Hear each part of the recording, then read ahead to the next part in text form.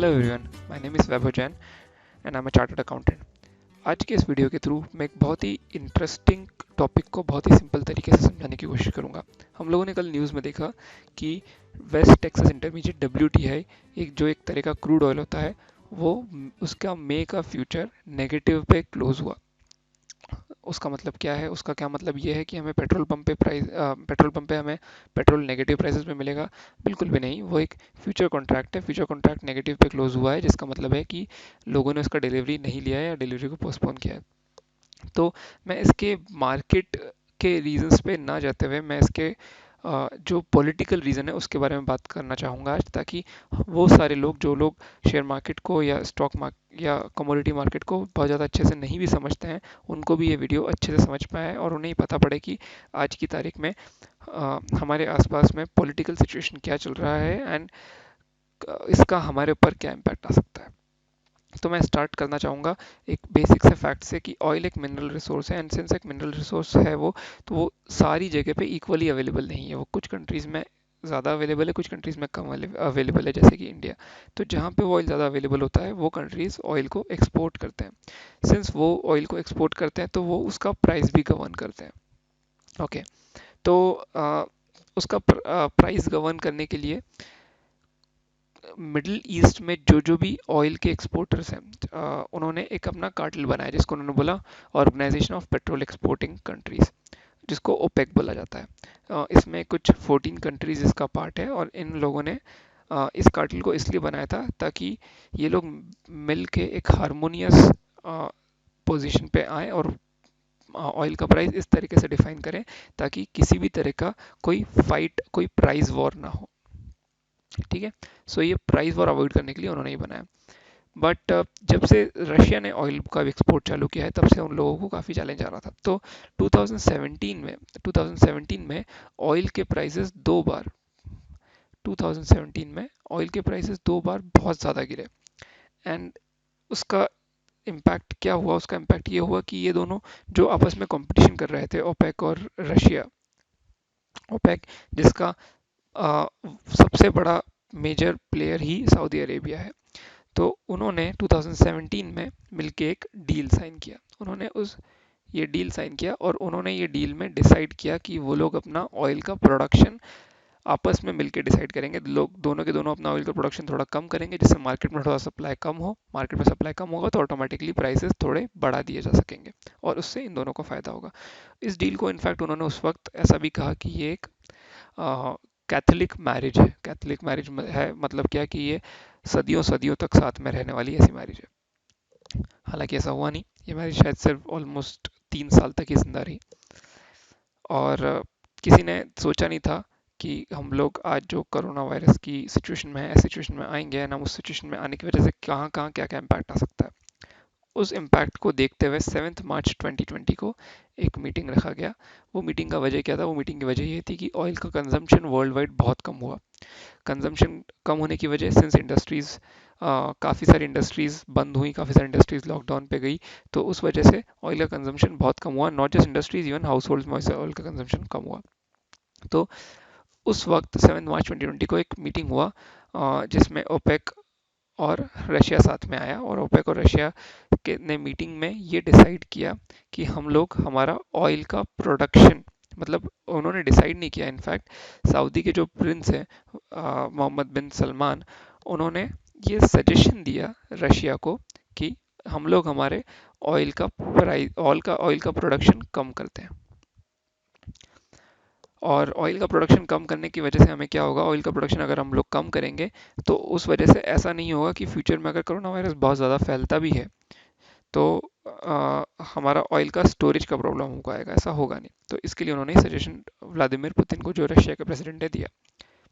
Putin ने उस वक्त, रशिया बीइंग रशिया, उन्होंने उस सजेशन को एक्सेप्ट नहीं किया एंड उन्होंने अपना प्रोडक्शन चालू रखना। उन्होंने बोला कि हम हमारा प्रोडक्शन जैसा था वैसा का वैसा चालू रखेंगे। ये बात सऊदी अरेबिया डाइजेस्ट नहीं कर पाया। सऊदी अरेबिया ने सोचा कि ठीक है, अगर ऐसा है तो वो लोग अपने मनी के जो रिजर्व्स हैं उसको यूज़ करते हुए बाकी सारी पार्टीज को इस बिजनेस से बाहर करेंगे एंड वो ऑयल को एकदम डर्ट चीप प्राइसेस पे, क्योंकि ऑनेस्टली सऊदी अरेबिया को इसका प्रोडक्शन कॉस्ट बहुत कम लगता है ऑयल का, क्योंकि वहाँ पे इतना एक्सेस में ऑयल अवेलेबल है। तो उन्होंने सोचा कि वो बाकी कंट्रीज को पूरा का पूरा आउटस्मार्ट कर जाएंगे, और उन्होंने अपना ऑयल का प्रोडक्शन कम करने की जगह ऑयल का प्रोडक्शन उल्टा बढ़ा दिया। उन्होंने बोला कि वो अब हर दिन 12.5 million barrel of oil produce करेंगे। इनफैक्ट ऐसी सिचुएशन ऐसी लग रही थी उस वक्त कि अगर ये इस तरीके से ही ऑयल का वॉर चलता रहा तो शायद 6 महीने में ऐसी सिचुएशन हो जाएगी कि ये दोनों ओपेक और रशिया मिलके पूरे वर्ल्ड का ऑयल ख़त्म कर चुके होंगे, एग्जॉस्ट कर चुके होंगे, निकाल चुके होंगे, अर्थ से एक्सट्रैक्ट कर चुके होंगे। ऑयल का एक चैलेंज क्या है कि ऑयल एक बार निकल जाता है तो उसको कंज्यूम होना ज़रूरी है। ऑयल इज़ नॉट समथिंग कि आप उसे दोबारा, अगर उसे आप कंज्यूम ना करें तो आप उसको दोबारा से अर्थ में डाल सकते हैं। वो एक बार एक्सट्रैक्ट हो चुका है तो उसका कंजम्पशन बहुत ज़रूरी है। आप उसे स्टोर करें, बाद में कंज्यूम करें, बट आपको उसे कंज्यूम ही करना होगा अल्टीमेटली। ये बात चली 22 मार्च तक। 22 मार्च के पहले तो यूएस ने इसको एज एन अपॉर्चुनिटी देखा और यूएस ने सोचा कि ठीक है, निकालने दो इन्हें ऑयल, और हम लोग हमारा ऑयल का स्टोरेज बढ़ाते जाएंगे। ये लोग प्राइस वॉर कर रहे हैं, हमें सस्ता ऑयल मिल रहा है, हम ऑयल का स्टोरेज बढ़ा करते जाएंगे। एंड स्टोरेज करते करते हमारे पास बाद में हमें फ़ायदा मिलेगा, क्योंकि हमें भी सस्ता खरीदने का मौका मिल रहा है। यूएस ने अपने टेक्सास और लुइसियाना के स्टोरेजेस भरना शुरू किए।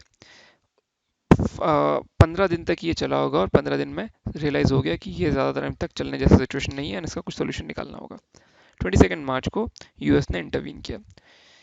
22 मार्च को ये भाई साहब पिक्चर में आए और इन्होंने बोला कि तुम लोगों को बीच में कहीं पे ना कहीं पे एक डील करना होगा एंड तुम्हें कहीं पे सेटल होना होगा, क्योंकि अगर इस तरीके से चलता रहा तो वर्ल्ड ख़त्म हो जाएगा। सो उन्होंने इंटरवीन करते हुए इनके बीच में एक डील ब्रेक किया और बोला कि हमें ऑयल का प्रोडक्शन कम करना होगा, और ऑयल का प्रोडक्शन कितना कि हमें at least 10 million barrel per day का प्रोडक्शन कम करना होगा। तो उसका अगर प्रोपोर्शनेट देखते तो रशिया और सऊदी अरेबिया दोनों को 2.5 मिलियन बैरल्स का प्रोडक्शन पर कंट्री पर डे कम करना होता। इन्होंने एग्री किया, बट उन्होंने बोला कि हम लोग सिर्फ तब एग्री करेंगे जब ये जो छोटा सा प्लेयर है यहाँ पे ये भी एग्री करे, एंड उस रेशो के हिसाब से ये लोग भी ये जो प्लेयर है ये भी अपना ऑयल का production 4 lakh barrels per day से कम करे। अभी ये कौन है? ये है मैक्सिको। ओके, अब इसका आना क्यों इम्पोर्टेंट था? इसका आना इसलिए इम्पोर्टेंट था बिकॉज इन दोनों को पता है कि ये यूएस के लिए बहुत बड़ा ऑयल का सप्लायर है। तो इसने अगर अपना ऑयल का प्रोडक्शन कम नहीं किया तो यूएस को यहाँ से ऑयल बहुत इजीली मिलता रहेगा कम प्राइसेस में। तो इसके लिए इन्होंने बोला कि हम ऑयल का प्रोडक्शन कब करेंगे, करेंगे हम सिर्फ तब कम करेंगे जब ये भी ऑयल का प्रोडक्शन कम कर देता है। अभी मेक्सिको के बारे में हम लोग बात करते हैं। मेक्सिको की क्या कहानी है? मेक्सिको एक ऐसा कंट्री है जिसका इकोनॉमी मेजरली डिपेंड करता है अपने ऑयल प्रोडक्शन के ऊपर। ओके, और गवर्नमेंट रन ही एक कंपनी है उनका जो पेमेक्स, जो ऑयल का प्रोडक्शन करता है। मेक्सिको का ऐसा कहना था कि अगर हमने कम किया तो हमारा इकोनॉमी ख़त्म हो सकता है। इनफैक्ट जो मेक्सिको के प्रेसिडेंट है उनका, इनफैक्ट उनका ये पॉलिटिकल एजेंडा था जब वो अपने पावर में आए, तो उन्होंने क्लियरली बोला था कि वो ऑयल का प्रोडक्शन उल्टा बढ़ाएंगे। तो उन्होंने बोला कि हम हमारे एजेंडा से पीछे नहीं हट सकते और हम ऑयल का प्रोडक्शन कम नहीं करने वाले हैं। उन्होंने बोला कि 4 लाख का तो सवाल ही नहीं उठता, हम लोग मैक्सिमम कम कर सकते हैं तो हम लोग 1 लाख बैरल पर डे कम कर सकते हैं, उससे ज़्यादा कम नहीं कर सकते।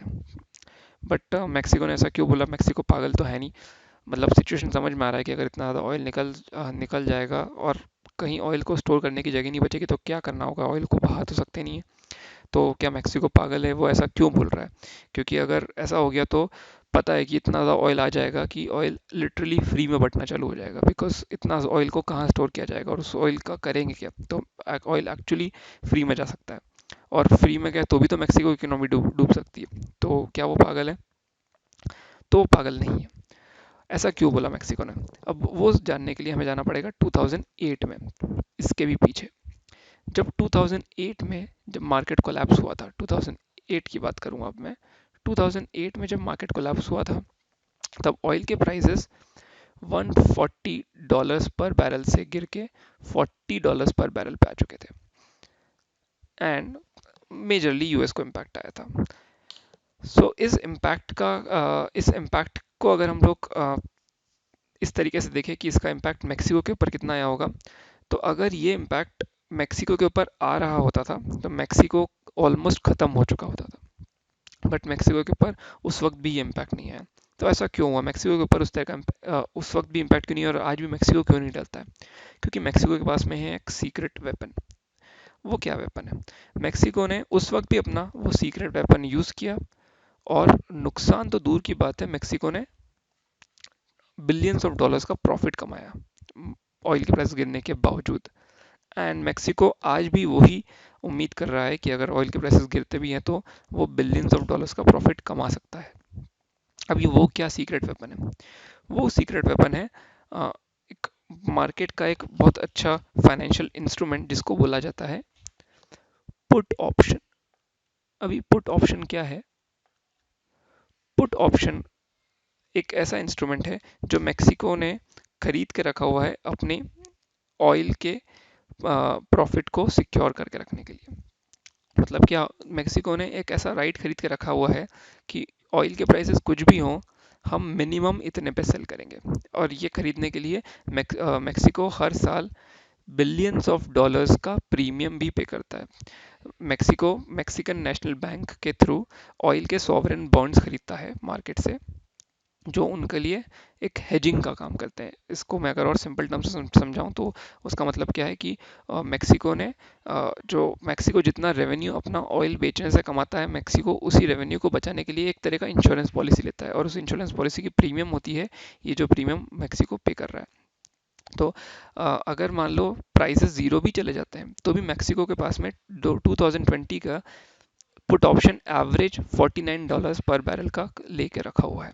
सो अगर ऑयल के प्राइसेस ज़ीरो भी हो गए या नेगेटिव भी हो गए तो भी मैक्सिको $49 पर बैरल पे ही ऑयल बेचेगा, इन इसके लिए मैक्सिको को कोई फ़र्क नहीं पड़ता है।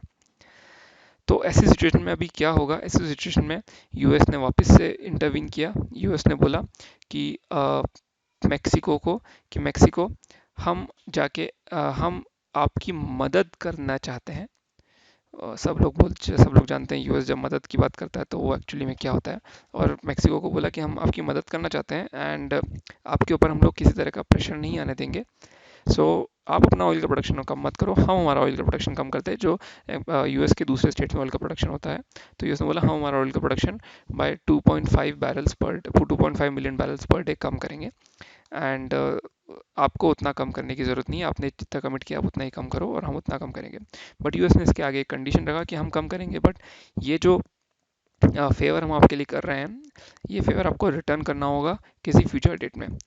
किस फॉर्म में रिटर्न होगा कोई नहीं जानता है। हो सकता है यूएस जो मैक्सिकन वॉल बनवाना चाहता है वो यूएस मैक्सिको को ही बोल दे कि आप ही हमारी मैक्सिकन वॉल बनवा के दो, कोई नहीं जानता। हो सकता है कोई और फॉर्म में यूएस रिटर्न कर फेवर रिटर्न करवाना चाहे, और कितने अमाउंट का रिटर्न करवाना चाहे उस बारे में भी यूएस ने कोई बात नहीं बोली। तो यूएस ने बोला कि स्टार्टिंग फ्रॉम मे ऑनवर्ड्स हम हमारा प्रोडक्शन कम करेंगे 2.5 लाख बैरल से, मैक्सिको के ऊपर से प्रेशर हटाने के लिए। सो ये पूरे सिनेरियो की वजह से ऑयल इतना एक्सेस में आ चुका है और कंजम्पशन इतना कम हो चुका है कि ऑयल हम लोग अभी जो नेगेटिवली ट्रेड होता हुआ देख रहे हैं, ये उस वजह से हुआ है। सो कोई नहीं जानता आगे क्या होगा, कोई नहीं जानता आगे की क्या सिचुएशन हो सकती है, कोई नहीं जानता कल रशिया उठ के क्या बोलना चाहेगा, कोई नहीं जानता कल सऊदी अरेबिया उठ के क्या बोलेगा या मैक्सिको उठ के क्या बोलेगा। बट करंटली हम लोगों को इस सिचुएशन से डील करना है।